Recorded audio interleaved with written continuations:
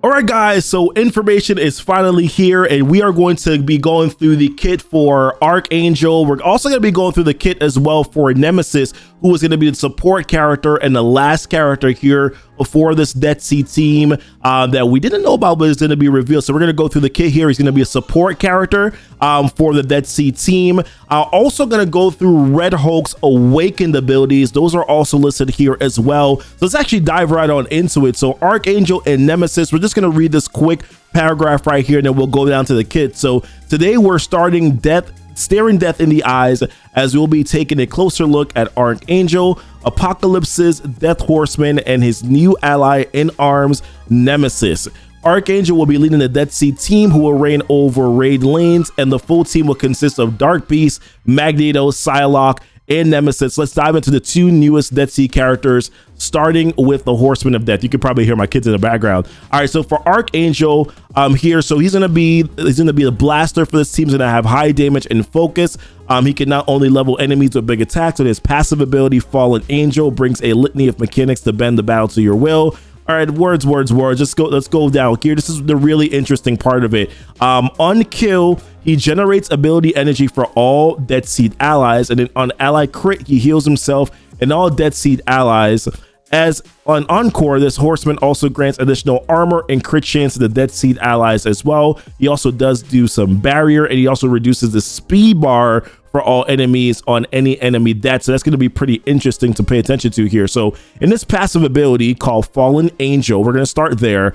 On kill, he'll generate one ability energy for self and all Dead Seed allies. Then on enemy death, he's going to attack the most injured enemy for 200% piercing damage, which of course ignores or bypasses armor, ignoring taunt, and then also stealth. He's also then going to reduce the speed bar for all enemies by 10%. So kind of doing the adverse of what Jubilee does when you kill an enemy, right? Then you speed up you increase their speed bar, the Axeman team. But this team he's going to be reducing the speed bar for the enemy teams, which actually makes it a little bit more plug and play if you think about it that way, because it's not just benefiting just a specific set team. So I kind of like that. In raids, reduce the speed bar for all enemies by 25% instead. So he gets a 20% outside of raids, and then in raids you get that 25%, which is definitely going to be pretty helpful there. And then in raids, he'll barrier yourself for 10% of his character's max health. On this character or Dead Seed ally crit, heal self and all Dead Seed allies for 3% of this character's max health. So that's good. It's a little bit of healing there for the team. And then gain 30% armor.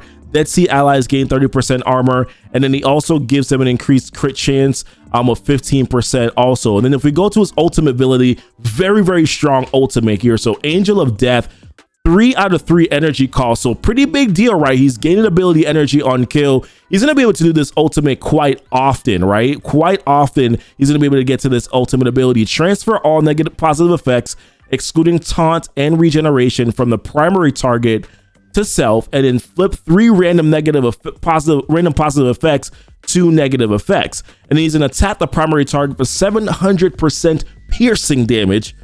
Damn. And then in raids, on kill, prolong the duration of all positive effects on self and all Dead Seed allies by +1, and then up to a maximum of 2 here. And this cannot be counterattacked. So pretty powerful attack here to a particular enemy. And of course, like I said, low cooldown, 3 out of 3 energy costs, especially too once you start kind of getting this team rolling and getting a lot of kills, and you're getting ability energy. He's going to be popping off with that ultimate quite often. Energy costs 4 out of 4. Clear 3 negative effects from self and all Dead Seed allies. Okay, so that's helpful with the cleanse. Apply offense up for 2 turns to self and in all Dead Seed allies. Attack the primary and adjacent targets for 300% damage. On target block. This is interesting. Fill speed bar for this character by 20%. So I think that means for him, he gets that extra 20%. So a lot of speed bar reduction and speed bar fills here. On kill, apply offense down for 2 turns to all enemies. and then this attack cannot be counterattacked as well. And then if we go over to his basic ability here, attack the primary target and adjacent targets at 300% damage, plus apply 2 bleeds. In rage, he's applying an additional 2 bleed to the primary target. So it could be a good striker attack here. We'll have to take a look at it. May not want too many strikers though on the legendary horseman team, or I think what's going to end up happening here is a lot of players are probably going to go dual ISOs and then just bring one ISO up to level 4, but probably ISO blue 3, 2 ISO blue 3s on some of these legendary horseman characters, and then, you know, pick one that you want to bring up to ISO 4 for Apocalypse, right? But in Raze, it looks like Striker might be a good option here. This attack cannot be counterattacked as the other attacks as well. And then let's go take a look here at Nemesis. So Nemesis, don't really know much about this character, to be honest with you, but in regards to in the game, he's going to be a support character for the Dead Sea team. But as I mentioned here, he's not your typical support, which we'll kind of have an idea and see here when we go through the kit. Nemesis shows that the best defense is good offense. That's definitely a Wolverine line from the X-Men, from one of the X-Men movies.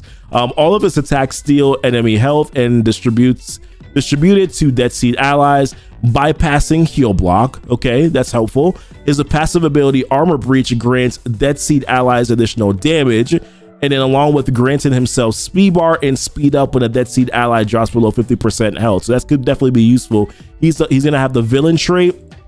So good that we're getting a couple more villains here to be useful for things like future scourges and events and things like that. Global tag, mutant tag, support tag, and of course Dead Seed here. So if you take a look at his passive ability Armor Breach, he's going to be given additional 30% damage to himself and then also Dead Seed allies, lowering the armor by 30% for all enemies. So that's actually pretty big. So you already have the massive piercing damage that you're getting from Archangel, and then you're lowering their armor by even more. It's a pretty massive deal there. That ultimate from Archangel is going to delete characters instantaneously for sure. And then in raids on spawn, apply defense up for 2 turns to self and all Dead Seed allies, so it helps them with more survivability there. When this character or a Dead Seed ally drops below 50% max health, fill speed bar for this character by 30% and then gain speed up. Okay, let's drops below 50%. Okay, we talked about this. Okay, to make sure that he takes more turns so that he can steal health and then give it redistributed to the other allies. I get it. All right, and ultimate plasma meltdown here. 5 out of 5, attack all enemies for 300% damage, steal 10% health from each target and redistribute to self and all allies. This bypasses heal block. And I like that this is an AoE attack, so therefore that 10% steal that you're getting from multiple enemies on the opposite side of the field, right? That's going to be huge and helpful to be able to get the team sort of kind of top back up here. Apply slow for 2 turns and then 2 bleed to all enemies, and then in raids apply trauma for 2 turns to all enemies. Somebody had to apply trauma, so I'm not surprised that we got it here, but trauma is honestly, I think trauma is going to be is needed for that last final node, and probably node 2 too, where you need trauma in these nodes. So it's good that somebody has trauma there. I think we kind of predicted that this would have happened, right, for some of those Doom Raid nodes. All right, and then if we go to a special ability, Bioenergy Eruption, which once again low cooldown, going to be able to get this probably quite often, especially with that ability energy. Once they start racking up these kills, attack primary and adjacent targets for 250% damage, steal 10% health from each target and redistribute to self and all allies. This bypasses heal block, transfer all positive effects from a random non-summon Archangel ally to self, and then spread all. Remember that Archangel is stealing some positive effects too, so being able to then transfer those positive effects onto himself is definitely going to be good. Spread all positive effects on self to then all non-summon allies. So another way for them to be able to get some buffs. We're going to want to be very specific here in regards to who you're targeting and getting some of those buffs from. These actions will not spread taunt, stealth, regeneration, or safeguard. Safeguard we expected, but regeneration, okay, that's interesting. Stealth, okay, I can understand that. Taunt, definitely for sure, but regeneration, interesting choice on that one. Apply speed up for 2 turns to self and all Dead Seed allies as well. And then for his basic attack the primary and adjacent targets for 240% damage, steal 5% health from each target and redistribute to self, and all Dead Seed allies just by his heal block. So all of his health steal abilities. One of my concerns when they made that first paragraph was, okay, well, how many targets he's going to be able to get the health from so that he can then redistribute. So I'm glad it's actually primary and adjacent for his special and basic, and then you have the AoE all enemies for his ultimate ability. And yes, it's a longer cooldown, but once again, because of Archangel's passive, right, generate 1 ability energy for self and all Dead Seed allies on kill, I think they're going to be fine once you start getting this team kind of racking it up and going. So looks good so far, alongside with like Magneto and Dark Beast and Psylocke. We're starting to see how this team is coming together here. So it should be very interesting, you know, once we finally get them. Now, in regards to Red Hulk and his Awakened abilities, I actually haven't read this yet, so I'm reading this right now live for the first time. Arriving with the upcoming version 6.6 are Red Hulk's Awakened abilities. You'll need Awakened ability materials to upgrade Red Hulk's special. So we're doing his special and then his passive ability to their Awakened levels. You can find these ability materials in Red Hulk's words. So for his special, looks like what we're getting here is this. Okay, so once you get the Awakened ability on the special, clear revive once on the primary target, and then if Apocalypse is an ally or with 3 or more Horseman allies, clear revive one. Oh, that is huge.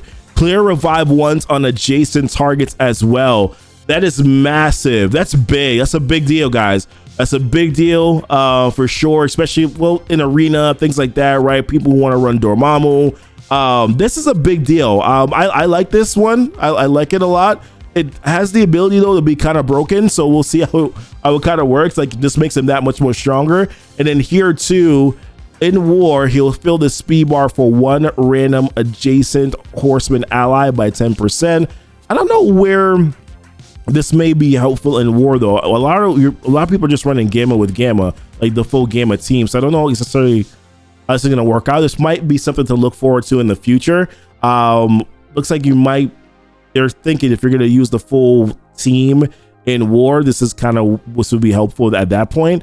And then fill the speed bar for 1 random Apocalypse ally by 15%.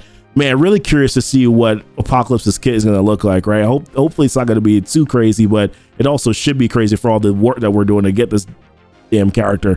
All right, and at the end for his special, his ultimate, for his passive ability, at the end of this character's turn, if Apocalypse is an ally, gain +1 charge up to a maximum. Okay, so basically just adding it that if Apocalypse is there, that he'll also gain those charges too a little bit faster.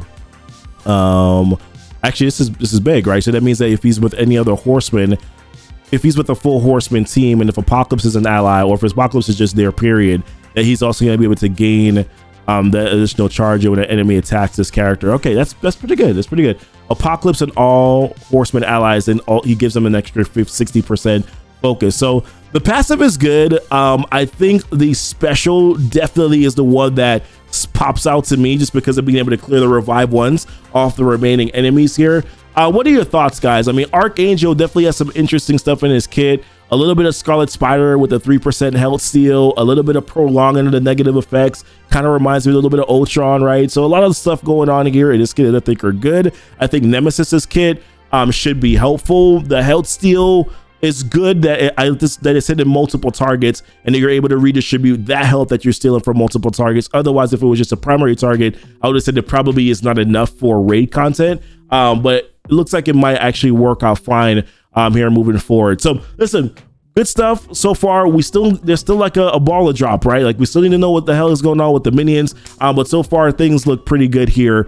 As far as I'm concerned, like Archangel looks like he's definitely going to be a pretty good character in raids and even outside of raids. Kit looks pretty bonkers, guys. Listen, appreciate you watching the video. Don't forget to like and subscribe if you haven't done so already. If it's the first time coming to the channel here, hit the notification bell so that you know when the videos do go live. And then until next time, guys, y'all be blessed. Y'all be safe. Bye.